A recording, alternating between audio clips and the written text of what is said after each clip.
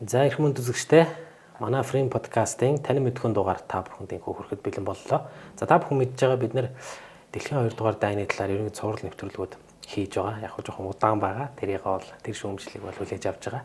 Тэгэхдээ энэ дугаарууд маань цаашаа үргэлжлээд явна. За хэрвээ та бүхэн санаж байгаа бол түүх ухааны доктор Аравдангийн болд болттой хамтраад өвлийн дайн буюу одоо зөвлөлт Финляндийн дайн гэсэн дугаараар эхэлж ийсэн. За мөн одоо хасан нуурын төлөөх тулалдаан гэдэг ярьж байсан. За мөн Германы зүгээс одоо Польшиг хэрхэн халдан довтолж эзэлсэн бэ? За зөвлөх бод улсын оролцоо энэ дээр юу байсан бэ?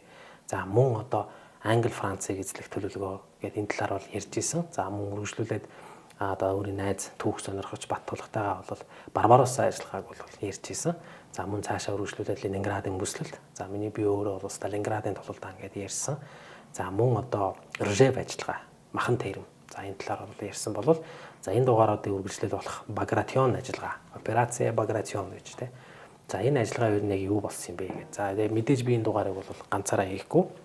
Ингээд өөрийн 10 жилийн найз түүх сонирхогч Одтойгоо өнөөдөр суусан байна. За Одтоо. За сайн байна уу? Мэндийг хүргэе. Хоёлаа уулзсан ярилцсан тэгэл. Зөндөл ярьлаа. Зөндөл ярьсан. Тэгээд зав зааж болохгүй айлал нь талтай ажилтаа байгаа учраас бас болж өгөхгүй. Тийм зүйлүүд бас байгаад байна. За тэгээд өнөөдөр ингээд ярилцсны эцэст. За манай одоо маань бол түүх сонирхдаг уншдаг бид нараас 10 жил байхдаа нэлээд хоорондоо ярилцдаг энэ чинь ийм болсон юм билээ гэдээ ярилцдаг байсан. За энэ найз маань бол ирсэн байна үнэхээр таатай байна. Уулзаагүй ч бас удсан байна тий. За Frame podcast-ыг үзэж байгаа бүх хүмүүстээ бас энэ өдрийн энэ оройны тий энэ шөнийн одоо энэ зуны энэ намрын энэ хаврын мэндийг хүргэе тий. Эзэж үдчихэж магадгүй учраас Батмөхтэйгээ уулзч чад бас их баяртай байна. Би тэр бол ялтчгүй нэг 10 жилд нэг сургуульд байсан. Тэгээд үнэхээр таар холгондоо л нэг юм танин мэдхүн тий энэ яалаа тэр яалаа гэсэн нэг юм сэдвэр ярьдаг байсан л хоёр тий. Тэгээд олон жилийн дараа ингээд хамт сууж байгаад их баяртай байна. Тий өнөөдөр бол ялтчгүй Багратион гэдэг энэ нэрнээс эхлээл их сонирхолтой зүйл болоод тий. Анх би нэг 20 жилийн өмнө 20 арай хүрэхгүй нэг 19 8 жилийн өмнө гадагшаа сургуульд явсан. Тэгээд сургуульд явж байхад тухайн үед надад нөгөө гэрээс хол учраас ингээл гэрээ санах манах те одоо дөнгөж одоо гадаад хэл сураал ингээл хүмүүстэй яах мах ингээд хэцүү цаг үе байсан. Гэтэ тухайн үед надад нэг компьютер байж таарсан. Тэгээд нэг юм гадны найзуудтай болоод тэр найзууд маань ягаад ч юм нэг тоглоом тоглол гэдээ болдгоо. Тэгээд тоглоод үзсэн чинь тэр нь Blitzkrieg 2 гэдэг нэртэй юм тоглоом. Тэгэхээр цахилгаан дайн 2 гэдэг нэртэй. Тэгээд Blitzkrieg 1 гэж байсан юм байл л те. Яг миний анх харсан нь Blitzkrieg 2 буюу The Fall of the Reich гэж те. Одоо 3 дугаар Рейхийн уналт гэдэг нэг юм тоглоом байгаа. Тэгээд тэрийг тоглосон чинь тэр их сонирхолтой. Нэг юм зөвлөлт одоо холбоотон Герман гэдэг юм 3 4 аль нэгийг сонгоод одоо тэгээ өдөртөгчийн дүрд яагаад стратегийн нэг юм тоглоом байхгүй. Тэгээ тэн дээр анх Багратион гэдэг нэрийг харж ирсэн. Энэ ямар сони юм бэ гэдгээ сонирхоод жоохон судлаад те. Тэгээд энэ 44 онд болсон их чухал юм үйл ажиллагаа болж ирсэн юм байна да гэдэг. Тэгээ энэ тоглоом бол яг сонирхуулахад бол нөгөө яг өөрөө ингээд нэг юм генералын дүрд хуурж байгаа байхгүй. Тэгээд нэг тодорхой хэмжээний юм хүч өгөгдөн тэргээр одоо байсан нэг юм түүхэн операцуудыг одоо тоглоомын байдлаар ингээд тоглож байгаа. Ийм тоглоом. Тэрнээс хойш энэ Багратион гэдэг нэр их тий содон сонсогддог болсон байгаад байгаа. Тэгээд өнөөдрөөс энэ талаар ярих чагаад их баяртай байна. За Багратион ажиллагаа юу болов яав вэ? За мэдээж орчлон ярих хэрэгтэй. За ямар орчлон ярих вэ гэхээр за зөвлөх бот улс Герман, нацист Герман зөвлөх бот улс руу довтолсон. За хүн төрөлхтний түүхэнд байгаагүй хамгийн том одоо баял дайны ажиллагаа болсон. Энийг бол тухайн үеийн нацист Германы суртлах уулгын яамны сайд Йосеф Геббельс бол тухайн үед радиогоор бол хэлж ирсэн байдаг. Бид нэр хүн төрөлхтний түүхэнд байгаагүй хамгийн том одоо баял дайны ажиллагааг зохион байгуулна. Энэ бол Барбаросса ажиллагаа байсан. За Барбаросса ажиллагаа бол Москвагийн дэргэд нурсан. Сүүл Нюрнбергийн шүүхтэр бол Вильхельм Кайтл шүүгдэж байхдаа түүнээс асуусан байдаг. За когда тэ хизээ операция, когда вы знали, та хизээ мэдсэн бэ? Операция Багратион терпит крах гэдэг. Тэгэхэд бол Москва гэдэг ганц үгээр хариулж ирсэн байдаг. Өөрөөр Москвагийн дэргэд Багратион ажиллагаа нурсан. Биш Барбаросса ажиллагаа нурсан. За энэ бол Германы дайны төлөвлөгөөнд огт байгаагүй. За зөвлөлт бод улсыг маш хурдан хугацаанд эзэлж авах ёстой байсан. Тэр зүйл бол болоогүй. Зөвлөлт бод улс бол өөр асар удам газар нутагтай маш сайн эсэргүүцэл үзүүлж ирсэн. Тэгээд нөө логистикийн асуудал.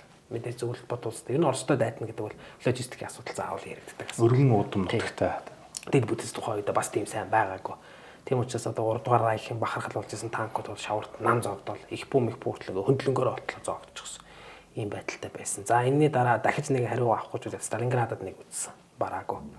За ингээд Сталинградад бол маш одоо залтай тактик гэх юм уу зөвлөлт бод улсын зүгээс хэрэгжилжүүлээд Германы тэр байлдааны машиныг бол нам зогсоосон. За Ленинградын бүсэлт бол 2 жил 5 сар үргэлжлээд одоо дэлхийн түүхэнд гарсан хамгийн урт аимшигтай бүслэх ажиллагаа сүлэн ихэнх хүн амынх нь одоо тэр үргэцсэн хүмүүсийнх нь 97% зөвхөн юунаас сурч өсвөлэн болон хүүтнээс суулснаас орсон. Үлдсэн 3% нь бол яг бөмбөгдөлтөө суулснаас орсон гэж тийм.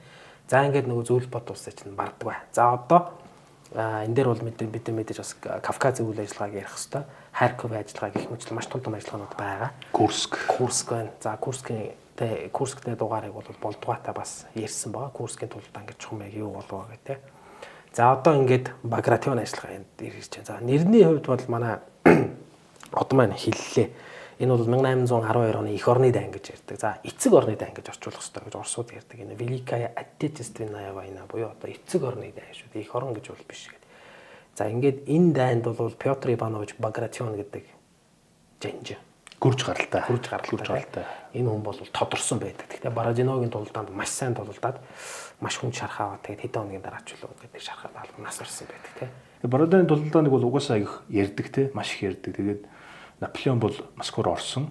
Тэгээд яг энэ үеэр бол нас орсон энэ одоо нэгдүгээрт одоо яагаад энэ ажиллагааг ингэж нэрлсэн бэ гэхээр магадгүй энэ хүний гүрж гарал нөлөөлсөн байх. Хоёрдугаарт яалтчгүй энэ одоо тод од байсан учраас тийм одоо дайны од байсан учраас энэ хүний нэрээр нэрлж энэ үйл ажиллагаа операц маань бас амжилттай болохын төлөө гэж тийм ингэж кодлж ингэж нэрлсэн болов гэж харж байгаа. Ер нь бол одоо дайны үед бол ажиллагаануудыг дандаа л зөвхөн зөвлөлт гэлгүй те бусад орнууд ч гэсэн дандаа ингэж нэрлж те Барбаросса гэдэг ч юм уу ингээд бэлэгдэж ингэж явж исэн их олон учир шалтгаантай те улс төрийн ч ач холбогдолтой байсан болов гэж хараад байгаа. За сая хэллээ шүү дээ. Саяны ингэж босон тулдаанууд анх бол ингээд жишээлбэл Александр Сергеевич Яковлев гэж онгоцны зохион бүтээгч хүний дурдтгал дээр байгаа юм л да те 1941 оны 6 сарын 22-нд бол бүтэнсэ өдөр байсан гэж байна тий. Бүтэнсэ өдөр сайхан ингээд за өнөөдөр шүү дээ сайхан амрандаа гэд ингээд бүгдээрээ цуслан дээр тий Москвагийн ойролцоо цуслан дээр ингээд байжсан чинь гинт машин давхиж ирж байгаа хөөх тий. Төв орон дээр дуудаж чинь тий. Одоо Кремль дуудаж чинь. Яг тэр нэг чухал зэвсгийн зохион бүтээгч байсан учраас. Тэгээд дуудаад явсан ясагч дай эхэлсэн байна тий. Ингээд сандраад одоо 3 жил явлаа шүү дээ тий. 3 жил явсны эцэст одоо 44 онтой золгож байгаа байхгүй тий. 44 оны 6 сартай золгож байгаа ер нь бол. За энэс өмнө бол түрүүн бит хоёр бас ярьжсэн тий. Витебскийн жижиг одоо сажиг гэх юм операцууд явжсэн гэхдээ нэг амжилт олоогүй тий. Тэгээд хоёр тал ерөнхийдөө нэг юм хоригдлтын байдалд орсон тий. Одоо ер нь яах вэ? Дараагийн мөв, дараагийн ажиллагаа юу байх вэ? Давшилт юу байх вэ? Хориглох юм уу яах юм гэдэг. Гингүүд одоо ном зохиол юмнуудаас харахад бол Оросын талаас за Орос гэж ярихад буруу бах тий. Зөвлөлтийн талаас тухайн үеийн одоо фронтод байсан гарч ирсэн сонингууд одоо Красный Звезда ч юм уу тий. Фронтын сонингууд дээр ямар нийтлүүд явж ирсэн бэ гэхээр ер нь бид нар хориглоно шүү. Удаан хугацаанд хориглохоор байна. Тэгэхээр хэдүүл энэ хориглолтоо сайн хийцгээе гэдэг энэ пропагандтай энэ мэдээнүүдийг зориудаар тарааж ирсэн байна. Гих мэтлэн яваад тэгээ энэ нь одоо Германы командлыг тий тухайн үеийн одоо Төв армийн бүлгийн командлд бол ингэж тайвшруулах мессеж. Мэдээж хэрэг давтлах нь ойлгомжтой. Гэхдээ одоохондоо биш юм байна гэдэг мессеж тий. А нөгөө талаар бас яг энэ давталгооны чиглэл хаагур байх вэ гэдэг асуудал яригдж байгаа шүү дээ. Тэгээ тэнд бол Украин байх юм байна гэдэг мессежийг төлхөө өгөөд тий. Тэгээ тэрний тулд хуурамч юм нөгөө юунуудыг явуулж байгаа тий хөдөлгөөнүүдийг явуулж тэгээд яг жинхэнэ операц нуух ийм үйл ажиллагаанд. Тэгээ Украин бол Германууд бол энэ өгөөшийг өмгөж авсан л да. Яагаад өмгөж авсан бэ гэхээр Украинаас цаашаа Румын байгаа. Румыны нефт бол Бухарест байгаа. Тэгээ Румыны нефт бол Румынч холбоотой болсон байсан тий. Румыны нефт бол Германы байлдааны машиныг тэжээж байгаа. Тэгэхээр Хитлерийн одоо үйл ажиллагаанаас харахад Румын руу чиглэсэн ямар нэг юм ажиллагааг бол маш их одоо юу яадаг одоо нэгсэн тоо ингээд реакц үзүүлдэг. Ямар нэгэн байдлаар Румыныг заавал авч үлдэх хэрэгтэй. Тийм учраас ерөнхийдөө анги нэгтгэлүүдийг Румын руу татчихсан байдаг. Яг энэ нөгөө нэг Украинаар дамжуулаад довтолж орж ирэх юм бол яг энэ манай нэг нефтийн хөндлөлт цохилдог өндөө гэсэн юм бодолтой. Тий.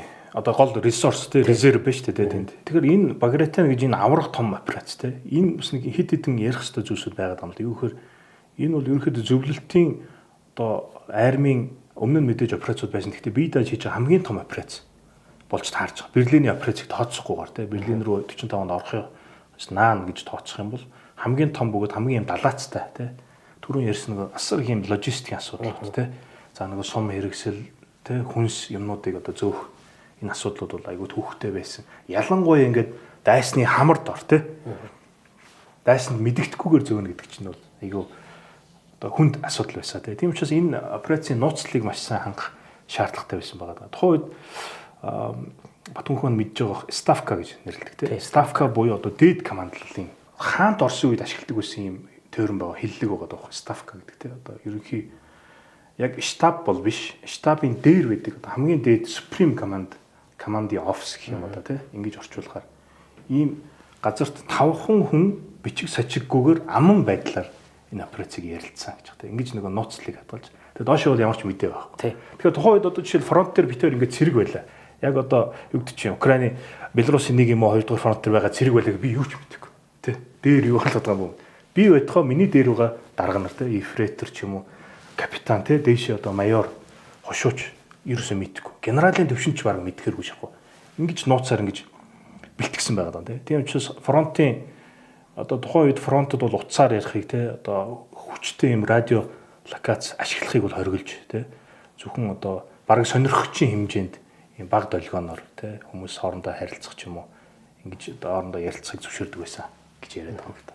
Тэгээ бас нэг чухал зүйл нь болохоор логистикийн ийм асуудал байна тэ. Энэ логистик маш их хэмжээний одоо танкууд тэ маш их хэмжээний их буу за САУ гэж яриад байгаа тэ самоходны установка өөрөө явах их буу тэ. За энийг дурдсных бас нэг энэ ялгааг нь бас хэлчихвэл сонирхолтой байж магадгүй тэ хүмүүс. Ер нь бол танк гэдэг бол гинжин дээр суурилсан те яг трактортай адилхан зарчимтай те одоо гинжээрээ эргэж шít. Тэгээ дээр нь цамхаг те тэр цамхаг маань өөрөө эргэдэг одоо 360 градус эргэдэг. Тэгээд ийм ерөнхийдөө нэлээд ийм нарийн технологи шаардсан үнэтэй ийм төхөөрөмж байгаа даах те машин байна те. Өөрөө явж их бүү гэдэг бол яг гинж бол адилхан. Гэхдээ дээр байгаа их бүү бол ямч хөдөлгөөнгүй цамхаг дээр байрлсан ийм их бүү арай хямдхан гэж үйлдвэрлэх хөнгөн талдаа те. Тэгэхээр ийм маш их зэвсгүүдийг хоримтлуулсан. Тэгээд энийг хоримтлуулахдаа шөнийн 10 цагаас үүрхэн 4 цаг хүртэл зөөвөрлөхийг зөвшөөрсөн гэж. Дандаа шөнөөр. Одоо яг операцийн өмнөх өдрүүдэд гэх юм уу те. Тэгээд гэрэл гаргаж болохгүй ийм цагаан өнгөтэй модон ийм одоо юу гэмдэ. Одоо юу гэж хэлдэг үлээд ирж байна. Модон ийм багнуудыг гэх юм уу те босгоцсон зам дагуу. Тэгээд тэрийг жолооч нар харж ингэж одоо очих газар очдөг. За тэгээ үүрийн дөрв болчих юм бол яг байгаа газар ойрогоо ороод ингээд өнгөлөн далтал хийх хэрэгтэй. Тэгээ тухайн үед бүр одоо тусгай юм онгоц гаргаад дээрээс нь ингэж баян жижүүрлж хардаг байсан байна. Орсын талаас тийм одоо зөвлөлтийн талаас. Тэнгүүтээ за энэ хэсэг чинь харагдаад байна шүү те хэлнэ. Харагдаад байна шүү гэд хэлээд дарцэг унгаад гэсэн гэж. Дарцэг унах юм бол за энэ хэсэгт бид нар өнгөлөн далталтай аягүй сайн хийх хэрэгтэй байна гэж те. Өнгөлөн далтал гэдэг чинь өөр айгүй маскировка. Тий. Айгүй сонирхолтой технологи шүү дээ. Яагаад энийг маш сайн хийдэг. Тий. Онгоцыг яагаад доороос нь цэнхрээр тий цагаан цэнхрээр дээрээс нь ногооноор буддаг юм бэ? Газар байхад дээрээс харагдахгүй, дээр байхад доороос харагдахгүй гэдэг утгаар л тий гэдэг шиг одоо өнгөлөн далталтыг айгүй сайн хийж байгаа тий. За бас нэг чухал юм нь саперын ажиллагаа бол айгүй чухал байсан тий. Одоо операц эхлэхээс 2 хоногийн өмнө 2 хоногийн туршид шөнийн туршид саперчид 34 мянган минийг зайлуулсан гэж байгаа. Тэгээ мин гэдэг чинь нэг юм өөрөөр хэл зүйл байгаа шүү дээ. Дээгүүр нь явах юм бол мэдрэгч нь мэдрээ тесрээд гэдэг тийм. Тэгвэл уг нь бол ном ёсоор бол энэ минийг одоо зайлуулахын тулд тэслэгчийн одоо аюулгүй болгоод минээ аюулгүй газар авч тавих хэрэгтэй байна л. Гэтэл тийм цаг байхгүй учраас зүгээр тэслэгчийн аваад тэрчгэр болтсон гэж байна тийм. Яг тэр нэг хоригдлтод байх хугацаанд хоёр талаас маш олон хэмжээний минүүд байлсан аль тал нь. Ингээд тэрийг зайлуулах юм ажил. Ингээд ерөнхийдөө операц бол одоо эхэлчихэж байгаа тийм.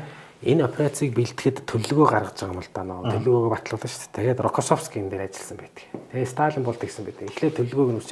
Ер нь Багратионы ажиллагаанд бол айгүй тийм зориг төлөвлөгөө байхгүй. Тухайн үед одоо ингээд ерөөсөө ингээд сагуу тэр төгсөл рүүгээ бид нар ярих хэрэгтэй баг.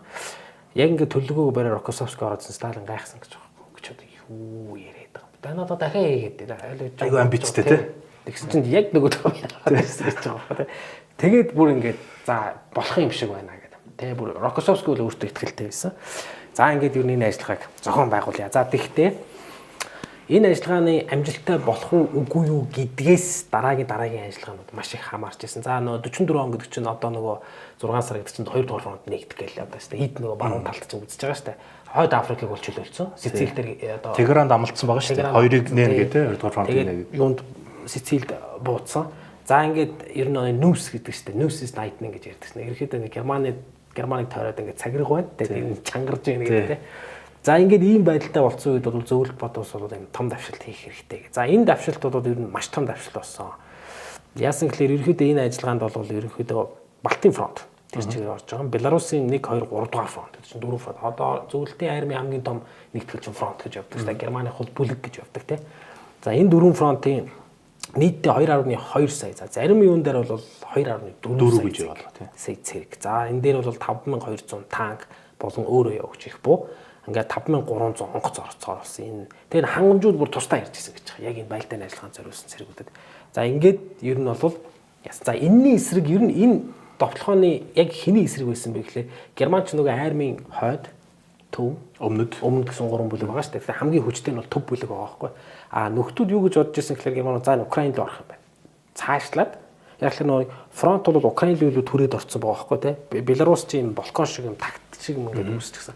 Тэгэхээр учраас Белорусын такт гэж нэрлээд байгаа шүү дээ. Белорусын такт гэж нэрлээд байгаа. Тэгэнгუთ яг наашаа зүлхийгээд бүр Герман руу гүн ороод очсон энэ Украиныг чиглэлээр ер нь гол цогцол ирэх байх гэдэг нь анги нэгтгэлүүдэд тийшээ татчихсан. Яг төв бүлэглэл бол Белорусын тактыг хамгаалаад үлдсэн. Тэгтээ 1 сая зэрэгтэй. Ихэнх тохиолдолд явган зэрэгүүд байсан гэж байгаа. Ерөнхийдөө танк болон хүнд техникүүдээ урагшин татсан. Механикжуулсан карус байхгүй гэсэн үг тийм. За ингээд энэ шээ бол цохилтол явсан. Энийг бол маш сайн зохион байгуулж чадсан. Логистикийн үед маш сайн зохион. Тэгээд хангамжийн хувьд дээр бичсэн байт юм л да. Хэвийн хэмжээнээс одоо яг нэг Багратионы ажиллагаанд оролцож байгаа цэргүүдээ яг хэвийн хэмжээнээс 5 дахин их сум өгөхийг бол ставкагаас үүрэг даалгавруулж өгсөн. За ингээд энэ ажиллагаанд оролцож байгаа цэргүүдэд нийтдээ нэг 400 мянган тонн сум, 300 мянган тонн шатхун, 500 мянган тонн хоол хүнс нийлүүлсэн байна. Энэ ажил 500 мянган тонн хоол гэдэг чинь одоо юу гэсэн үг вэ те? Логистикийн хувьд асар их ажиллагаа байна. Тэгэхээр энэ яг эндээс бол энэ тоо баримтнаас юу харагдаж байна гэхэлэр ер нь бол ямар их ач холбогдол өгч ирсэн бэ гэдэг нь харагдаж байна. За яг энэ дээр бас нэг давцаж байгаа юм шиг яг төв бүлэглэлийг командалж ирсэн Буш баха. Буш тий. Буш, Фельдмаршал Буш. 3 чөлөө аваад амралтаа аваад яваад. 3 хоногийн өмнө тий, амралтаа аваад нутаг бүтсэн байдаг тий. За энэ дээр яг нөгөө түрүүн хэм маань хэллээ. Сапори ангиуд бол үнэхээр сайн ажилласан. За 1941 оны 6 дугаар сарын 22-нд буюу Дэлхийн бөмбөрцгийн хойд тагсад хамгийн урт өдөр, хамгийн богино шөнө болдог. За энэ өдөр бол зөвлөлтүүд одоо германуудад нүдүүж эхэлж исэн бол 1944 оны 6 дугаар сарын 22-нд бүр 3 жилийн дараа яг эсрэг тоглогч солигдсон. Тайзны дүр бол тэр чигээр өөрчлөгдсөн. За ингээд довтлохоо эхэлсэн тийм. Ингээд довтлохоо эхэлсэн. Түрүүн фронт гэдэг дээр бас нэг зүйлийг хэлмээр санагддаг. Бид нар яг нэг фронт гэж яриад өнгөрчдөг тийм. Фронт гэж юу юм бэ те? Англиар бол front line те. Front line буюу одоо хамгийн уртлын одоо зурвас те гэсэн үг шүү дээ. За жишээлбэл одоо компани дээр бол одоо front office те, back office гэж ярьдаг те. За артлынхан, уртлынхан. Front гэдэг бол 2 3 утга яваад байгаа. Нэг нь бол ялчгүй ингээд зурвастай энэний цаанд айсан байгаа гэдэг утга. Нөгөөх нь бол одоо энэ маш олон армуудыг бүлгэлсэн нэг юм бүлэг ийм зурвасууд байна гэсэн юм санаа ярьж байгаа. Тэгэхээр фронтын командлагч гэх юм бол олон армуудыг захирж байгаа тэр хүнийг хилээд байна тийм ээ. Тэнгүүд тэрэн дотроо хуваагдаад тэр болгон дээр бас өөрсдөө гэсэн захирагч нар ингэж. Энэ дээр яа харахгүй түрүүнд дурдсан Рокоссовский те Константин Константинович Рокоссовскийг дуртахгүй байхын аргагүй те. Мэдээж хэрэг маш зоримгоор энэ ажиллагааг бол ингэж шахаж өгсөн те. Сталинд бол ингэж шахаж өгсөн байна. Тэгэд Рокоссовский дээр бас хид хідэн ийм сонирхолтой зүйлсүүдийг ярмаар байгаа юм л да. Жишээлбэл за би нөгөө Берлинд ахуулсан зураг байдаг шүү дээ. Жоко Рокоссовский, Монтгомери энэ хамт явж байгаа. Тэгээд Эйзенхауэр ч үлээ. Эйзенхауэр энэ явж байгаа нөгөө юуны өнгөт зураг байдаг те. Тэгээд Эйзенхауэр бол 170 см өндөртэй хүн байсан гэж байгаа. Юу Монтгомери бол те. Английн генерал те. Тэнгүүд хашир бол нэг тийм 170 орчимтай хүн байсан. Гингүүд Жоко бол хажууд нь бас нэг ойролцоо харагдаад байгаа. Тэгэхээр Жоко ч юм бахим хүн шүү дээ. Рокоссовский болохоор юм өндөр гойлог хүн те. Тэгээ ингээ яг зэрэгцүүлээд харангууд дор ээж нэг хагас толгой өндөр байгаа байхгүй. Энэ хагас толгой гэдэг чинь одоо хэд нэг 8-аас 10 см ч юм уу те. Тэгэхээр би бодохдоо бол Рокоссовский нэг дор ээж нэг 180 см өндөр нуруутай хүн байсан болов. Тэгээд нэг юм туранхай гоё биетэй те. Нүрийн гоё залуу. Гоё залуу байсан те. Царайны хувьд ч гэсэн. Тэгэхээр олон их сурвалж дээр хэлэхдээ бол ингээд хүүхнүүд те эмгтээчүүд Рокоссовскийг аягүй татагддаг те. Нэгдүгээр цэргийн хүн, хоёрдугаар аюу юм гоё үзмжтэй хүн. Тэгээ дээрэс нь хамгийн ийм Жоковтой харьцуулагддаг нэг чанар нь юу байсан гэхээр цэргүүд их хайрладаг гэж те. Ингээд зүгээр орол биш те. Хайрлаад хамгийн их те хамгийн аюулгүй байдлаар ингэж байлддаг те. Тэгээ цэргүүдтэй их дотн сайхан харилцаатай мэдээж атуу одоо шаардлага тавьдаг ч гэсэн ингээд нөгөө талаар яг нөгөө Ежовын үед одоо Ежов галзуурж явах үед те одоо хэлмэгдүүлэлт манай орнд ч гэсэн явлаа шүү дээ. Яг тэр үед шоронд орсон те. 37 онд шоронд ороод 40 онд гарч ирсэн байна. 3 жилийн дотор өөрөөр хэлбэл энэ хүн буудуулчих болох байсан байхгүй те. Гэхдээ буудуулалгүй гарч ирээд тэр үед ямар ч хүнийг одоо матлахгүйгээр те өөригөө ч гэсэн хэрэгт оноолгоор гарч ирээд Жокийн нөлөө байсан гэж үзээд байгаа юм л да те. Сталинд Жоко ойрхон байсан учраас ийм мундаг хүн байна энийг гарах хэрэгтэй гэж магадгүй нэгсэн.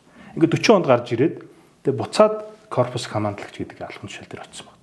Ихэнхдээ бол одоо шоронгоос гарч ирсэн бол буцаад хуучин албан тушаал дээр очих гэдэг бол арга л боломжгүй байсан юм шүү дээ. Ямар хэцүү байлаа те. Тэгэхэд буцаад ингээд яана гэдэг бол нэр хүндийн хувьд бол нэлээд өндөр байсан. За Жоковтой бол харилцаа бол яг хоо миний харахыг хүсдэг өнцөг бол их найзууд байсан юм шиг байна. Нэг талаар. Нөгөө талаар жоо өрсөлдөгч нар. Өрсөлдөөн байсан. Яа харахгүй те. Цагаан өрсөлдөөн. Тэгээ хоёулаа нэг морин цэрэгт байсан. Морь сайхан унаа. 45 оны те ялтын парадаар хоёулаа морь ундаг шүү дээ. Ялтын парадыг чинь Рокоссовский командлж Жоко хүлээж авдаг болов. Рокоссовский хүлээж авч Жоко командлдаг тий.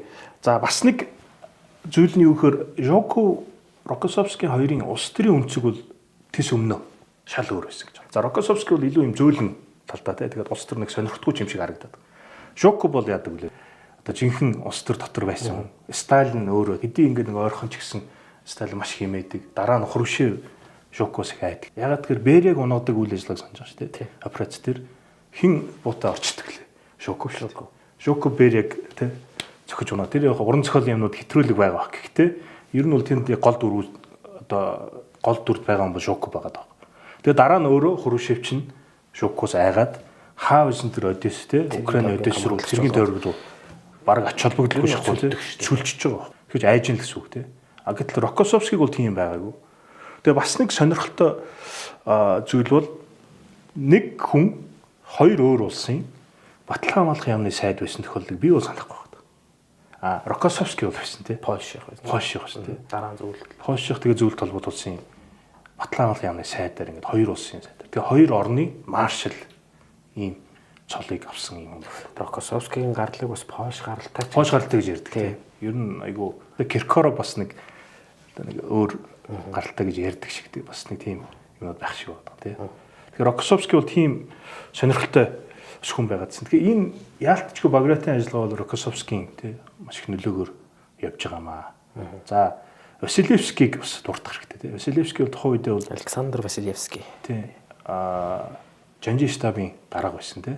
Жанжи штабын дарга. За туслах нь бол Антоно Штеманко гэх ингээд усулс яа харахгүй нөө Ставкагийн доор чинь Жанжи штаб явж байгаа байхгүй тий. Тэгэхээр Василевский Жоко хоёрыг дараа нь энэ фронтуудад одоо цэргийн зөвлөхөр гэх юм уу тий илгээж байгаа шүү дээ. Тэгээд удирдагч нар нь командлагч нар нь байгаа хажуугаар нь бас хамт ингэж энэ үйл ажиллагааг удирдахын тулд ингэ явуулаад тий ийм үйл явдлууд болж байгаа. Африкийн подкаст болон Go Travel компани хамтран байгуулж байгаа энэ Вьетнамын хэдэл болохоор юугаар онцлох юм гэхээр Ханой, Халон Бэй, за тэгээ Фукок гэсэн үгсэндээ 3 чиглэл байна. За Ханой бол Вьетнамын нийслэл ерөөхдөө 5 умард Вьетнамыг толдож харж болно.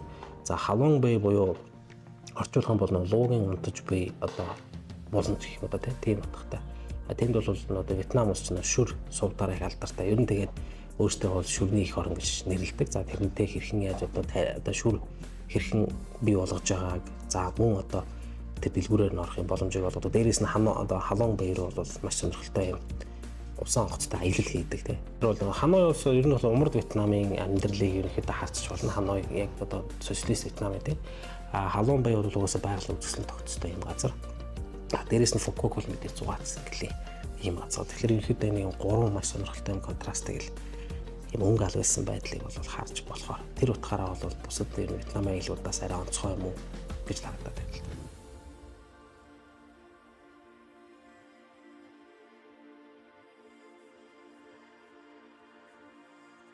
За тэрнээс өмнө түрүү Рокоссовский бид нар ярьсан тий. За энэ дээр бас нэг юм сонирхолтой дөрүүд байгаад байна. За хоёрдугаар Белорусын фронтын захирагч бол командлагчаар бол Захаров гэж генерал байсан. Захаров бол Петров гэдэг генералыг орлсон ийм хүн байгаа. Петров гэдэг хүнийг хүн бол их мундаг хүн байсан боловч бас нэг Сталин таалагдаагүй гэдэг шалтгаанаар бас энэ албан тушаал өгсөн гэдэг юм яригддаг. Тэгээд тэр бол тусдаа асуудал баг тий. За дараа нь бол Баграмян гэж тий. Иван Баграмян. Армян ийм одоо маршал тий байсан. Баграмян бол мэдээж хэрэг одоо хийхстэй зүйлээ хийсэн. За энэ дээр бас нэг юм чухал гэх юм уу их онцлог дүр байгаа нь Черняховский гэж тий. Иван Черняховский гэж энэ генералын талаар гарч байгаа. За Черняховский бол энэ операц эхлэхээс хэдхэн хоногийн өмнө армийн генерал буюу одоо 4 том 5 шүү цол авсан байгаа тий. 4 том 5 шүү гэдэг бол маршалын өмнөх хамгийн том одоо цэргийн цол байсан тий. Тэгээ Ашир бол одоо 1906 онд төрөөд 1945 онд нас орж байгаа. Одоо 30 идэх наснда тий 39 наснда нас ороод 24 онд анх улаан аримд илсэн гэж байгаа. 24 онд Балтик цолтойгоор илсээд тэгээд 1944 он гэхэд армийн генерал болсон гэдэг бол энэ хүн бол маш хурдан гэж тий албан тушаалын институтаар агсан маш угаас авьяаслагч юм жинжин байсан. Зөвлөлтийн Суворов гэж нэрлэгддэг ийм одоо очилдог тий энэ хүнийг. Тэгээд Хаширын бас нэг ийм сонирхолтой факт нь юу гэдэг вэ гэхээр Багратиан ажиллагаанд бол маш идэвхтэй оролцоод сүүлд Königsberg хүртэл явсан байгаа. Калининград, одооны Калининград. Тэгээд дараа жил нь буюу одоо 45 оны 2 сард одоо дайн дуусахаас 2хан сарын өмнө. За нэг үсрэл 3хан сарын өмнө нас орж байгаа. Яагаад нас орсон бэ гэсэн чинь тухайн үед одоо яг энэ Польшийн одоогийн Польшийн нутаг юм шиг байгаа. Польшийн нутгаар фронтоо эргэж явсан байгаа тийм. Нэг M1 гэж нэг машин байдаг шүү дээ. M1-тэй ингээд өөрийнх нь машин тэгээд нэг бие хамгаалагч арталт нэг хамгаалтын цэргүүд ингээд хоёр машин яваад. Тэгсэн чинь яг тэр үед танкын цуваа явж таараад. Тэгээд танкын цуваа явж байхдаа мэдээж хэрэг тэр танкнд явж байгаа одоо жолооч бол цэрэг бол хин явж байгааг мэдэхгүй шүү дээ. Тэгээд машиныг ингээд шахаад одоо шаварт суулгацсан юм уу нэг жалгар руу унаацсан юм нэг босол юм байна л. Тэгсэн чинь Черняховский уурлаад энэ бол нэг версия тийм нэг одоо хувилбар нь байна. Олон хувилбар яригддаг. Хамгийн бодиттой нь энэ болов гэж бодод. Черняховский уурлаад гарч ирээд тэр танкийн жолоочийг шууд хаттай нь буутцсан гэж байна. Өөрөөр алчиж байгаа байхгүй. Уг нь чинь тийм адилхан нэг талын усууд байгаад байдаг. Гэтэл яагаад чи маш их уурлаад газтай нь буутчаад яваад гэсэн. Чи одоо бараг намайг таньдаг юм уу? Таньдгүй юм уу гэсэн байдлаар тийм. Тэгсэн чинь нөгөө нэг хамт ингээд дайны турш явж исэн тийм бараг одоо ялахын наахан хэдэн жил хамт явцсан багийнхаа нэг хүнийг алуулсан багийнхаа яасан гэхээр танкнд ороод шууд машин руу буутсан гэж байна. 85 мм-ийн их бугаараа буудаад тэгээд Черняховский машины арталт нь их бууны одоо сум туссан. Тэгээд ганцхан Черняховский хүн чирхц гэж хамгийн сонирхолтой. Тэгээд хүн чирхтаад нөгөө машин ингээд жалгар руу унаад тэгээд Жоку энэ талаар сонсчоод эмчнэр явуулсан. Хамгийн мундаг профессор эмчнэр явуулсан чинь одоо ирэхээс өмнө амжилтгүйгээр нас орцсон гэж ярьдаг. Хэрвээ энэ үйл явдал магадгүй болоогүй байсан бол одоо Черняховский бол маршал болох нь тодорхой тий. Тэгээд магадгүй Жокийн өрсөлдөгч болох ч байж магадгүй гэж тий. Маш юм тод байсан гэж тий. Хамгийн залуудаа буюу одоо 37-8 наснда армийн генерал гэдэг цолыг авсан юм хүн байж байдаг. За энэ ажиллагаа бол байлдааны ажиллагаа бол маш эрчимтэй эхэлсэн. Маш эрчимтэй эхлээд давшсан. Тэгээд Германууд сүүлд ойлгосон л. За цохилтын чиглэл бол Украин биш юм байна. Юу юм бэ? Беларусь юм байна гэдэг. Ингээ Беларусь руу ингээ бага багаар нь хүчээ татсан. За тэгээ нэгэн тул оройтсан байсан. Зөвлөлт тул бэлтгэлтэй орсон байсан учраас ер нь бол армийн бүлэгэл төвийг бол ерөөхдөө устгасан.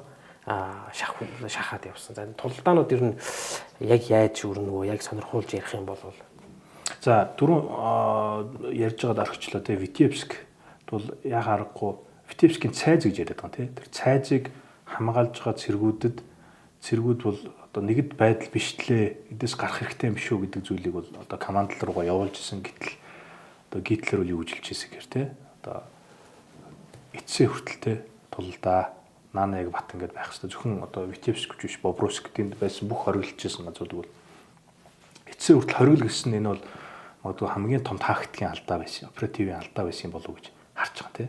Тэгээд сүүлд яасан гэхээр Витебскийг 2 фронт маань ингэж таслаад тий.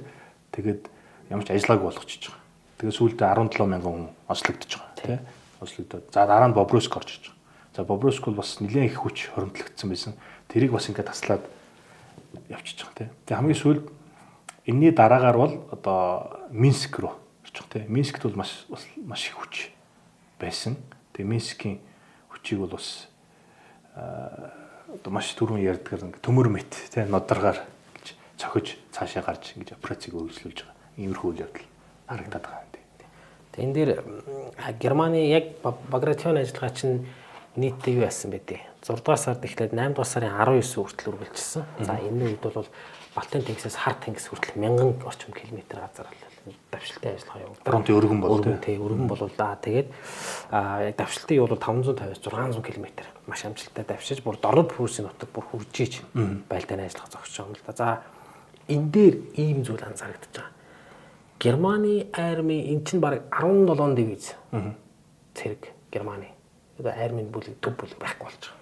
Ерөнхийдөө тэгж байгаа юм л да практически сүрлээс. Ерөөсөө тоотлол олж байгаа тийм. Төв бүлэг бол ерөөсөө зүгээр л нэрэл үлдсэн. Өөр юм бол үлдээг. Ингээд энэ ажиллагаа бол ер нь юу яасан гэдэг. Одоо яг Ставкагийн тавьж исэн тэр одоо төсөөллөөс хүртэл бүр илүү гарсан. Аимшигтай одоо амжилттай юм байлдааны ажиллагаа болсон. За тэгээд энэ ажиллагааны үр дүнд бол маш олон германуудыг олцолж авсан. За тэгээд нөгөө барууны хэвлэл нөгөөтгөнд нь итгэдэггүй гиндэ. За энэ ингээд нэг эргэлзээтэй байсан учраас энэ дээр Сталин яаж зориуд одоо барууныханд ер нь барууныхан ч л өөрийнхөө ард түмэнд одоо бэлэг барьсан гэх юм бол тэр хашилтанд те нөгөө Большой вальс. Тий, энэ аюу гоё сэдв өнд чинь те. Одоо 20 дунд, за 30 дунд гэх юм уу? АНТ 20 гэж онгоц байсан. Тэгээд тэр бол Максим Горький гэдэг нэртэй онгоц те. За тэр онгоц яагаад би энийг дурж ихээр 80 орчим хүн суулгадаг тухайн үеийнхээ дэлхийн хамгийн том онгоц байсан. Тэгээд энэ онгоцны гол үүрэг нь юу гэхээр пропаганда гэж. Тэгэхээр Сталин хамгийн сайн хийж чаддаг байсан зүйлүүд пропаганда гэдэг зүйлийг маш ихтэй. Одоо Геббельсийн хийдэг байсан зүйлийг одоо зөвлөлтөд бол Сталин маш сайн ашигладаг. Тэ кино урлыг ашигладаг. Сонин хэвлэл тэ пострууд гэдэг тэ янз бүрийн ингээд давшицгаая тэ их орноо хамгаалцгаая гэх пострууд янз бүрийн уриалгууд гэдэг ч юм. Яг энэ одоо дагуу тэ энэ магадгүй школороо. Гэхдээ энэ бол ялчгүй болсон процесс тэ. Юу болсон бэ гэхээр Багратион ажиллагааны хүрээнд гэхдээ ажиллага бол арай дуусаагүй байсан. 7 сард гэж байна тий. Ажиллагааны хүрээнд олзлогдсон нөгөө нэг Витебск тий Бобруйскээс олзлогдсон германуудыг маш нууцсан юм вагоны цуваагаар одоо Динамо цэнгэлт хүрээлэнд аваачаад одоо тэнд бэлдэж хагаад одоо бэлдэж байгаа гэх юм уу та тий цуглуулж хагаад тэгээд Москвагийн гудамжаар гээд 57 мянган олзсны цэргүүдийг энэ дотор бас 17 генерал байсан гэж 19 генерал байсан гэж ярьж байгаа тийм. Бүр мөн дээр юу өдөртэйгээ байгаа шүү дээ. Тэр байтугай бүр буутагаа байсан гэж яриад байдаг шүү дээ. Яг одоо хүндэтгэлийг үзүүлж штэ хэдий дайсан ч гэсэн тийм. Ингэж байгаа юм л да тэн дээр юм одоо айхтар нь эдгээр Москвагаар парад хийх мөрөөдлөө биелүүллээ гэж. Тэгж бичсэн байгаа. 3 жилийн өмнө тийм. Тэр чинь бол Москва яг тэр тим дүр зураг гарч ирээд тэр нэг парад 57 мянган зэрэг тэгж юм Паулицэн Москвы идут немецкие пленные гэж байгаа байхгүй. Одоо Москвагийн гудамжаар немц одоо Германы хоригдлоо юу олцсны хаалхна. Тэгээ тэн дээр ингээ алхаж байгаа байдлыг ингээ харах хүмүүс ингээ харж байгаа. Тэгээл чинь бас айгүй тийм маш их чухал үйл явдал байгаа. Гадных хүртэл байгаа. Хүмүүс дотор ч бүгд харж байгаа. Тэгээл ерөөсөө эдгээр ингээ бид тэгээд нэг тэдний нүдэнд харагдсан нөгөө Германы сүр хүчтэй айхтар алхацсан парадаар нөгөө нэг гоё хувцс хувцстай тий сандал хувцс байхгүй зарим нөгөө нэг машины дугуй мөгөө бий болгоцсон тий сандал болгоцсон тий иймэрхүү байдлаар ингээд алхсан. Тэгээд явсныхын дараа бол ингээд нөгөө угаадаг штэ. Машинаар төрж угаадаг тий. Тэгээд ингээд тийм байдлыг бол үзүүлсэн. Энэ ажиллагаа бол большой вальс, их вальс гэдэг. Энд чинь бас нэг жүжигийн чөлөө, балетын чөлөө нэг нэр штэ тий. Тийм ажиллагаагаар ингэж яасан байдаг. За ингээд энэ бол яалтчгүй зөвлөлт бодвол бол зүүн фронтод фашист Германд бол өвхлийн цохилт бол өгчээ. Энэ бол гарцаагүй юм байна гэх. Тэг үнэхээр энэ довтлооны цар хүрээг бол аль аль талууд гайхсан байдаг. Зөвлөлт бод улсын хүн хүч, аж үйлдвэрийн нөөцийг бол үнэхээр одоо британч нар, Америкч нар, Германууд нар бол үнэхээр одоо мэдэрсэн л дээ тий. Энэ юун дээр за мэдээч хэргийн цэрэг болон улс төртэй одоо пропагандын хувьд маш чухал үйл явдал болж байгаа тий. Зөвхөн ард иргэдтэйдүүдийг одоо биднийхтэй бид нар бол ялж шүү гэдэг зүйлийг одоо нэг үзэл сурталчсан номнууд дээр бичсэн байсан ялгуулсан ялалт гэдэг тийм жинхэнэ тийм ялалт яг харахгүй болж байгаа тийм. За тэгээд нэгдүгürt энэ операцийг маш сайн бэлдсэн, хоёрдугаарт бас нэг амжилтанд хүргэсэн зүйл нь ялч байна тооны харьцаа байна. Тийм зэрэг техникийн тооны харьцаа. Сая хэллээ шүү дээ 2.4 сая хүн 1 сая хүний эсрэг тулгамдж чинь 2.4 тий харьцаатай байгаад байгаа байхгүй. Одоо нэг хүнтэй 2 хүн 2.4 хүн тулах нь шүү дээ. За одоо танкийн хувьд бол жишээлбэл арцсангуу тий бараг 5-1 ч л нэг юм тоо байгаад байгаа. За онгоцны хувьд бол 40 онгоц байсан гэж ярьж байгаа. Тий төвийн бүлэглэг. Хамгийн онгоцоо хойш нь евро өрмийн рүү тий өмнөд тал руу ингээд татцсан. 40 онгоц байгаад байдаг гэдэг ч юм уу тий. Инхээр тэртээ тэргүй тооны хувьд ч гэсэн асар давуу байсан. Тэгээ дээрэс нь бэлтгэлийг маш сайн хийсэн ийм үйл ажиллагаа болсон байна тий. За зэвсэг техникийн хувьд бас жоохон дурдах хэрэгтэй байх гэж үгүй тий. За 44 он гэдэг бол одоо манай нөгөө танктай хөшин дээр байдаг Т34 85 гэдэг танк тий. За энэ танкны бол өмнөх хуулиур нь бол Т34 76 гэдэг танк байгаа шүү тий. 76 гэдэг бол одоо 7.6 см калибртай одоо ийм сум байх нь шүү дээ. Ийм диаметртэй сум байх нь. Энэ маань томроод 8.5 85 мм-ийн сумтай болоо те илүү их нөгөө хөнөөх чадвар нь илүү сайжирсан. Ийм танкууд бол зэвсэглэлд шинээр орж иж байгаа те. За нөгөө САУ гэж ирсэн те өөрөө явагч их буунууд бол сайжирсан. За бас нэг ийм чухал техник орж иж байгаа нь юу гэхээр мин устгагч одоо нөгөө танкны урд зүүдэг шүү дээ. Тийм одоо танкуудыг бол асар ихээр хэрэгэлсэн гэж баг анхудаа дайны явц те хэрэгэлсэн. Тэгэхээр урд нь ингэж түрээ явдаг, араас нь цэргүүд танкууд ингэж явж хохирол багтагаар те мин дөртгөхгүйгээр явах боломжтой. За дээрэс нь ИЛ-2 гэж онгоцтой штурмовик. Тийм штурмовик. Буюу одоо дайрын сөнөгч те. Энэ бол стриптил биш, сөнөгч биш.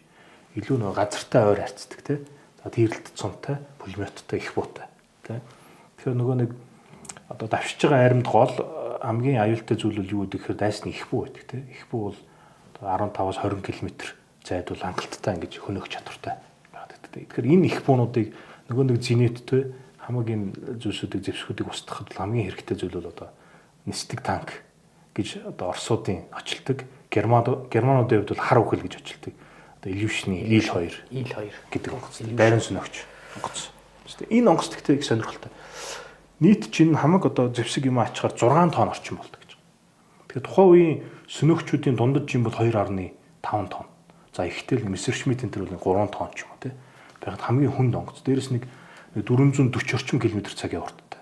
Гэтэл одоо тэр үед чинь яг 3 ч юм уу яг 1 энэ ч юм бол үжээ 600 км давцсан хурдтай тий. Тэгэхээр нөгөө сөнөгчийн тусламжгүйгээр ингэж операц хийх бол боломжгүй байсан боловч яг энэ Багратиан үйл ажиллагааны хувьд бол агаарт бол бүрэн аярах гэсэн гэж хэлээд байгаа тий. Тэгээд доотлын хуйг нь их сайн байсан гэдэг. Хуйг их сайн байсан тий. Хуйг одоо 2 хүн сууж байгаа шүү дээ.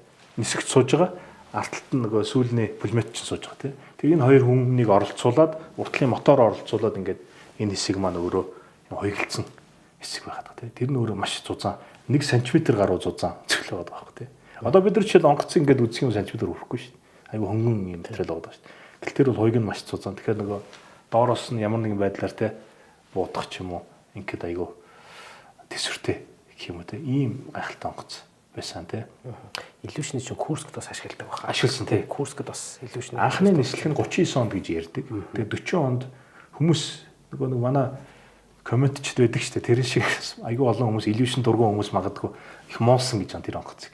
Тэгээ яалтчгүй ингээд тодорхой гараад ирж байгаа тий. ИЛ-2 бол үнэхээр одоо бол Оросд бол ИЛ-2-ын залгамжлагч нь Су-25 юм шиг байгаа. Миний бодлоор бол одоо миний харж байгаа бол тий. Яг нөгөө юм газартай ойрхон ажиллагаануудыг операцуудыг хийдэг юм онгоц байгаад байгаа тий. За энэ ажиллагаа амжилттай болоод давшилт бол ерөөсөө амар явсан л да. Энд чинь Иван Баграмяны удирдсан Балтийн 1-р фронт бол шууд юу яасан. За Черняховскиас түрүүн Белорусын 3-р фронт хоёр бол Балтийн орнуудыг чөлөөлөхөөр давшилтанд орсон. За 7-р сарын 8-нд бол Белорусын 3-р фронт бол Вильнюс хотод тулж ирсэн. За Шаяа Литвийн нийслэл тий. За ингээд ер нь бол маш амжилттай тавьсан. Тэгээ ер нь Дорнод Прус Балтийн тэнгис хүрсэн байдаг тий. Тэгээ Балтийн тэнгис хүрчлээ гэдэг. Тэгсэн чинь нөө итгэхгүй. За юу яа. Арай л тий. Арай л хордод тий. За нотлоод гэсэн чинь Балтийн тэнгисээс үл нэг 3 шилтэй те ус авчиж өгсөн байдаг штэ тий. За ингээ Балтийн тэнгист бол хүрлээ. За ингээд энэ бол амар маш том ажиллагаа болсон учраас Германы фронт бол тэр чигээрээ сандралдаж ирсэн л дээ. За энэ юу гэж дорны пүүшт ороод ирж байгаа. Бараг Германы амтг дээр ороод ирж байгаа тий. Ингээд бол сандралдаж эхэлж байгаа штэ тий. Тэгээд яг одоо нөгөө ер нь бол хитрхи оройтчих жоо тий. Одоо эн чинь 6 сарын 22-нд эхэлж байгаа операц. Уг нь бол ставка бол 6 сарын 22-нд биш 23-нд хий гэж ярьсан гэж яриад байгаа байхгүй. Яг нөгөө дайны ойгоор тогтцоолохгүй тий. Нэг өдрийн наан цаана гэдэг. Тэгтээ нөгөө логистик асуудлаас болоод ингээд ягаад ч тэгтээ 6 сарын 22-нд эхэлсэн юм шиг байна. Тэгээ 8 сарын 19 болоод болох үед бол одоо бидний зурган дээр харж байна тий. За зурган дээр харахад энэ бол одоо энэ тасархай шугам бол анхны одоо яг операц эхлэх үеийн фронтын шугам байгаа тий.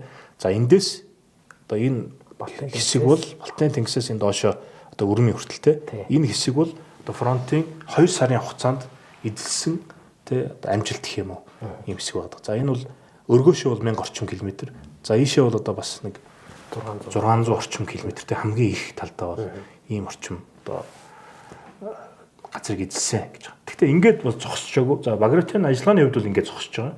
А цаашаа бол энэ маань юуг нээж ийн гэхээр одоо Польшийн зарим хэсэг орчиж байгаа тий. За Прус орчиж байгаа. За нөгөө цаашлаад бидний ярьдаг Кёнигсбергийн эзлэгч нь бол цаашдаа явчихж байгаа. За дээдлийн нөгөө Эстоныг тий эзлэх үйл ажиллагаа орж байгаа. За Унгар мэдээж хэрэг. За Өрмийн, тэгээ Чехословак, тэгээ цаашлаад Берлин нэгдэж байгаа байхгүй тий. Тэгэхээр энэ ажиллагааны хамгийн гол ач холбогдол нь бол ерөөсөө тэр Берлин явах замыг буюу энэ дайныг төгсгөх замыг л нээгэж өгж байгаа ийм зүйл бод. Тэгэхээр Германы хувьд бол мэдээж хэрэг одоо маш том алдаа гаргачихж байгаа тий. Одоо тааж чадсангүй шүү дээ тий. Молигдуулчихж байгаа байхгүй тий. Украин гэж бодоод итэл энэ хэтэл. Тэгэхээр одоо яалч Украин руу зэрэгээ татах тий. Тэнд байгаа одоо хүчээ солиулах ийм одоо зүйл тогтолцоо орж эхэлж байгаа. Энэ дээр Германы тагнуулууд таархан ажиллав. Ер нь Германы зүгээс яагаад ингэж хөнгөн хумгаан доо. За одоо энийг бол олон хүчин зүйлээр л хэлэх байх л та тий. Мэдээж хэрэг түрүүн хэлсэн урд өмнө хийжсэн операцуудаас бол хамгийн их ач холбогдол өгж исэн операцууд ялч Багратиан ажиллагаа. Тэгэхээр нөгөө яг фронт дээр байсан хүмүүс өөрсдөө хүртэл мэдэхгүй тий. Яг яагаад бид нар нүүгээд байгаа тий. Яагаад танкаанд авчираад байгаа тий. Яагаад ингэж байгааг бол ойлгохгүй. Ерөнхийн нэг төсөөлөл байхаас биш тий.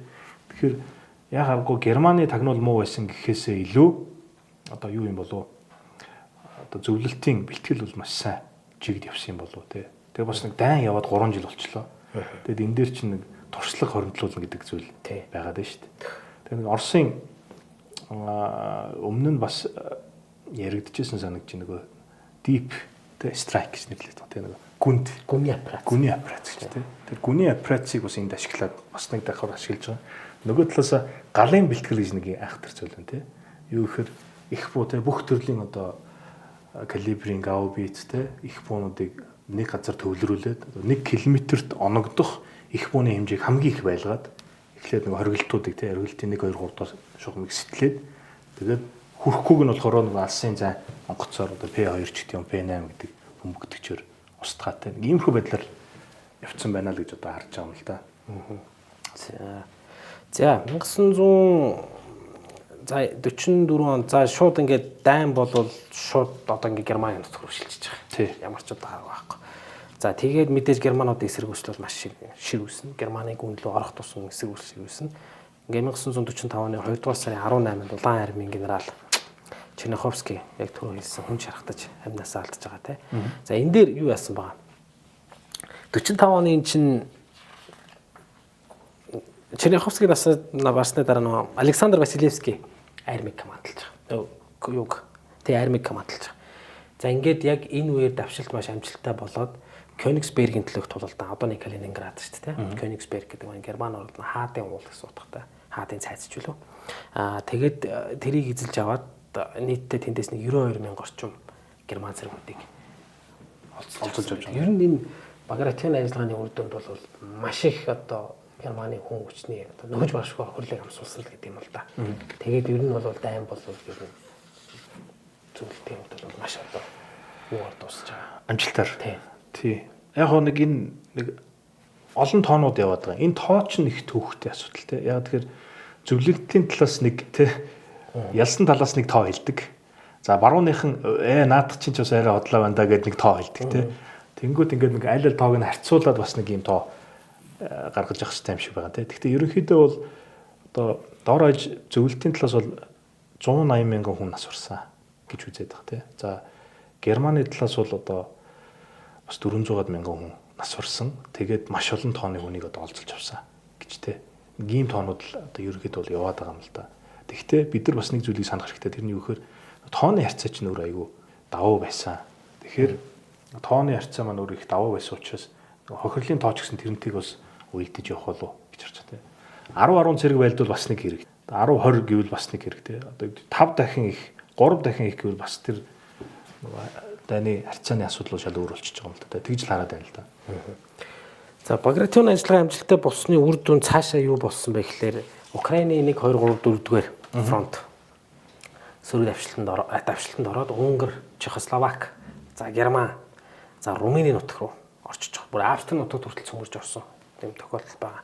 За энэ дээр нэг зүйл анзаарч байгаа нь Сталинград болон Курскийн тулдааныг бид нэрс өмнө ярьжсэн. Энэ дээр бол зөвлөлтийн талаас юу гэж харж ирсэн гэхлээр эхлээд хамгаалчаад дараа нь сөрөг довтлогоонд орох ийм тактикаар үзсэн бол Багратионы ажиллагаа бол маш өргөн хэмжээний далаастай энэ довтлогоон байснараа тийм шууд одоо төгөлж тогтсноороо нэлээ өмнөх ажиллагаануудаас ялгаатай болж таарад байгаа. За яагаад тэгэхээр их олон шалтгаан байгаа мэдээж хэрэгтэй. Нэгдүгээр туршлага хөрөнгөлүүлсэн байна. Хоёрдугаар улаан армийн хэмжээ бол хамаагүй ихссэн. Түрүүн бас хэлсэн. Яг 41 онд одоо яг Москвагийн дэргэдэх тулдаан болж явах те одоо үед маш олон үйлдвэрүүдийг Сибирь рүү нүүлгэсэн байдаг. Урал дагуул те нүүлгээд за тэгээд нэг дуртгалууд дээр гардаг ш. Ингээд төмөр замаар явж явах зарим машин хэтэрхийн үнд учраас ингээд шууд одоо нөгөө вагоноос ингэж төрж те хайж гэдэг ч юм уу те. Тэгээд ингээд өвлийн хүүтэнд баахан ажилчид ар гэртэйгээ те жоохон нэлхнаа хүүхдүүдтэй тэгээд ингээд суур машинуудтайгаа ингээд очисон баг дээвэрчүү газар очиод тэгээд тэнд ингээд үйлдвэрлэл явж гэлсэн те өдөрт юу гэдэг нэг танк үйлдвэрлэх хоёр танк үйлдвэрлэх гэдэг ингээд өсөж явсаар гоод зөвлөлтийн аж үйлдвэрлэл бол одоо 44 ондоо нэлийн өндөр түвшинд хүрсэн нь бас ингэж те зөрөгтэйгээр операц хийх боломжийг бүрдүүлсэн болов уу гэж хараад байгаа те 41 онд бол энтэй мантал байлаа те бас нэг 41 оны одоо нэг зовлонтой асуудал юу гэсэн хэрэг нөгөө нэг хилмигдүүлэлт Тухачевский гээл одоо жишээ бид нар ярьдаг шүү дээ. Маш олон авиаслаг жанжин те генералууд офицеруудыг байхгүй болгосон цөлхийн цөлөө те будж алахын алаад улаан армийн өөрийнх нь улс төрийн итгэх нэг байлдах чадварыг асар их сулруулсан. Дээрэс нь техникийн хувьд дөнгөж одоо саяны хэлдэг ил-2 ч тийм үү Як 1 ч тийм үү те нөгөө те 34 ч энэ зэвсэглэлүүд дөнгөж нэвтэрч ирсэн те улсын шалгалтаа дөнгөж даваал яг нэг олноор үйлдвэрлэхийн өмнөх шатанд байсан те энэ үед л тай эхэлж байгаа байхгүй. Тэгэхээр энэ шалтгаануудаас болоод тэр үед бол одоо хориглохоос өөр те боломж байхгүйс байгаа л тэр. Ямар санда Сталин Жукийн дуртгал дээр дэгдэг шүү дээ. Сталин өөрөө одоо цаасан дээр те за тэр фронтод 2 ширхэг их боо. Энэ фронтод 3 ширхэг танк гэж ингэж. Өөрөө нэг хүчлэн зурдаг тушаад өгдөг байсан гэж байна. Тэгээ Сталинаас гуйдаг те бид нэг 10хан танк л өгчөөч те болохоо байла. Тэгээ тийм хэмжээнд байсан. Улс маань одоо юу вэ? 5000 танк цуглуулсан те гэдэг чинь өөрөө маш асар их амжилттай байгаа юм л да те. Энэ хүнд хэцүү цаг үед бол те. За ингээд Багратионы ажиллагаа бол маш амжилттай дууссан. За энэ ажиллагааны дараа Константин Константинович Рокоссовский болон Йосиф Сталины харилцаа бол маш эерэг талаараа өөрчлөгдсөн. За Константин Константинович гэж дууддаг болсон. За энэ бол Орос хүний хувьд асар хүндэтгэл байдаг. За өмнө нь бол Рокоссовскиос өмнө ганцхан түүнийг ингэж дуудсан байдаг. Борис Шапошников байсан тийм. За ингээд Константин Константинович гэж дуудсан байдаг тийм. Тий, Шапошников бол бас нэг 2 3 ч удаа одоо жанжин штабын дарга хийжсэн. Тэгээд яалтчгүй эрүүл мэндийн шалтгаанаар настай хүн тийм. Энэ чинь бүр одоо хаант орсон үед бол хурандаа хүртэл байсан. Хаант орсон айрамд хурандаа хүртэл байсан. Настай хүн байсан. Энэ үнийг бол яалтчгүй Сталин бол тий ах хүн дээрээс нь ингээд хүндтэй хүн учраас тий Борис Николаевич гэж дууддаг байсан. Тэгээ хоёр дахь нь бол ялтчгүй Рокоссовский болж байгаа. Нүдэн дээр тодорхой ингээд ялалт байх болчихж байгаа байхгүй тий. За ингээд Рокоссовскийг нэр хүн сүүлд Рокоссовский бол бас маш олон байлдааны ажиллагаанд оролцож өөрийгөө бол баталж харуулсан байдаг. За ингээд энэ хүний амьдрал бол бас цаашаа гайхамшигтай яасан л та. Тийм түрүү одоо ярьсан Польшийн тийм Польшд очичоод бас Польшийг сурч ирсэн гэж байна. Тэгээд хүмүүст айгүй дуртай тий. Тэгээд бас нэг бид нар нэг зүйлийг ярих хэрэгтэй. Польш гэснээс нэг зүйлийг ярих хэрэгтэй нь юу гэхээр Варшавын талаар бас дараа нь тухтай бас нэг ярих хэрэгтэй болов уу гэж байна тий. Ялангуяа одоо Варшавын uprising гэж байна тий. Варшавын бослого тий. За зөвлөлтийн арим хүрээд ирсэн. Багритын ажиллагаа дамжуулаад тий ингээд хил дээр хүрээд ирсэн. Польш Варшавд ингээ хүмүүс байгаад иддэг тий. Польшууд байгаад иддэг. Германы арим Варшавыг эзэлсэн байгаад иддэг. Яах юм бэ? Гэдэг эндээс бослого гарсан тий. Хэд хэд удаа ингээ зөвлөлтийнхэнтэй холбоо тогтоох гэж үзсэн. Холбоо тогтоодч байсан тий. Гэхдээ Сталин оруулаагүй. Яг тэр хамгийн том шалтгаан юу гэхээр энэ одоо бослогыг дэмжижсэн, өрөөлжсэн хүмүүс нь хилийн чандад байсан, Их Британд байсан, одоо юу гэмдэ суугуул засгийн газар гэх юм уу те. Одоо нүүмэл засгийн газар байсан. Government in exile гэдэг чинь. Тий, одоо цөллөгөнд байгаа засгийн газар буюу удирдлагууд нь энэ хүмүүсийг те одоо удирдлагаар хангаж байсан. Энэ нь бол Сталин таалагдав. Ягаад гэвэл Сталин бол мэдээж хэрэг одоо Польш бол коммунист улс байх хэвээр гэдэг байдлаар те. Тэгээ сүүлд одоо Рокоссовский Польшид ажилтг нь бас энэ нэг Варшавын гэрээний орнуудын эхлэл бэлтгэлийг хийж исэн болов уу гэж харагдаад байна. Тэ. Тэгээд нэлийн сүүлд одоо Варшавын гэрээний орнууд гэж гарч ирж байгаа шүү дээ. Тэр бол бас тусдаа сэдв болов. За ингээд өнөөдөр бид хоёр Багратион ажиллагааны талаар ярьлаа. Та бүхэнд бас сонирхолтой байсан байх гэж найдаж байна. За одынхаа бас цаг зав гараад дараа яваад бас урьмаар байна. Ингээд улмаар бол Варшавын бослого бол нэг том сэдв байх хэрэгтэй. За Харьков ажиллагааг бид нар ярихгүй орчиход байгаа. Энэ бол бас нэг заавал яригдах хэрэгтэй ажиллагаа. Юуны тулалдаан байна. Кавказын төлөөх тулалдаан гэж одоо маш том тулалдаан байна. За мэдээж одоо яалтчгүй. Берлиний операц бол яалтчгүй. Берлиний операц бол Багратионоос ч том үйл ажиллагаа болсон чинь 2 талаас нийлээд 3.5 сая зэрэг оролцсон. Бараг 4 сая зэрэг оролцсон ийм ажиллагаа байдаг учраас Берлиний ажиллагаа бол заавал яригдах хэрэгтэй. Одер мөрөн гэдэг. Днепрээс Одер хүртэл бас нэг яригдах хэрэгтэй. Энэ дээр бас зөвлөлт бодулсан бас тусдаа ярмаар байгаа сэдв бол энэ ер нь тагнуулын алба, хоёр талын тагнуулын алба хэрхэн ямар үүрэг гүйцэтгэж ирсэн бэ гэдэг нь бол аюул чухал сэдв байдаг. Тэгээ цаашдаа бол бас манай Frame podcast-ын зүгээс яг одоо ингээд жоохон удаан л үргэлжлэх байх гэхдээ номхон талаах байлдааны ажиллагаанууд бол сүүлийн үед нэлээд Pacific судалж байгаа. Ялангуяа одоо ер нь Бээжингийн Марко Пологийн гүүрний хэрэгээс ихсүүлээд бид нар ч нөгөө нэг юун дээр очиж зогссон. Хасан нуурын тулд ингээд зогссон. Одоо энэ дээр халахын гол дээр бол ярих хэрэгтэй байх. Энэ дээр бол мэдээж түүх ухааны доктор Авдангийн болдгоотой бас ярих хэрэгтэй. Тэгээ Марко Поло гүүрний ажиллагаа цаашлаад одоо Шанхайн төлөөх тулалдаан, Ухааны төлөөх тулалдаан, Хонконгийн төлөөх тулалдаанууд гэдэг том тулалдаанууд, Сингапурын төлөөх тулалдаан гэдэг одоо том тулалдаанууд бол цаашаа бас хийгдэх юм юутай бол байгаа. Тэн дээр бас одыгаа бас урьж байна. Баярлалаа. Чөлөөтэй тий мэдээж цаг зав болвол нэрээ сонирхолж хэлэхэд Pacific гэснээс бид хоёр өмнө бас энэ талаар ярьжсэн тий. Надад бас нэг Окинава руу очих нэг ад завшаан гарсан юм. Тэгээ Окинавад очиод нэг Hacksaw Ridge буюу одоо яг нөгөө тий Desmond Doss-ийн алдартай үйл явдал байгаа шүү дээ. 80 цэргийг одоо олсоор болгож авардаг юм. Тэр яг юм дээр одоо ирэг дээр гэх юм одоо нэг ихц хадан хясаа дээр очих юм завшаан гарлаа л да. Яг нэг их мод ургацсан байсан учраас нэг сайн мэддэхгүй өндөр нь. Гэтэл нэлээд өндөр юм юу байгаад баг. Тэгээд тэр дурсгалын юм зүйл дээр очисон. Тэгээд тэнд очиход бол ер нь бол одоо энэ Pacific тэ дайн одоо номхон талаан байлдаанууд бол ямар аимшигтай ямар бас сонирхолтой бас тий болж исэн юм бэ гэдэг нь бол харагд мэдрэгдэжсэн тий. Тэгэхээр энэ бол яа харахгүй том сэдв байгаад байна тий.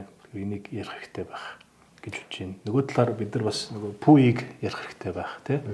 Пүүи за одоо манжугоо гэж яригдана тий. Зөндөө зүйлсүүд байна тий. Ялчгүй яригдана тий. Баярлалаа. За их хүн үзэгчтэй ингээд энэ удаагийн дугаар маань энэ төрөйж жаргаж байна. Ингээд дараагийнхаа дугаараар бүгдээрээ уулзцаая. Баяр таа.